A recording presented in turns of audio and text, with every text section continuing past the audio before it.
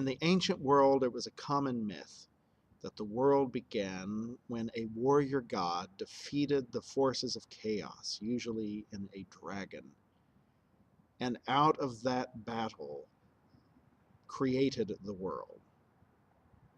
Now, the Hebrew story is different from that. God is not a warrior. There is not a conflict. But there is one God who speaks, and in speaking brings form to the formless, fills the void, creates the world, that brings order and holds the forces of chaos at bay. This coming Saturday, in our second workshop in the Making Sense of the Bible series, we will look at Genesis and the stories of beginnings, the stories that are told of the creation of the world, but then also stories to explain why the world isn't as good as we think it ought to be.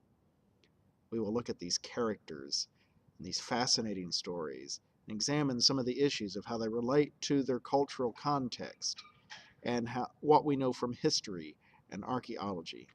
These raise interesting questions that lead us down the path of exploring our own place within the world and our relationship with God.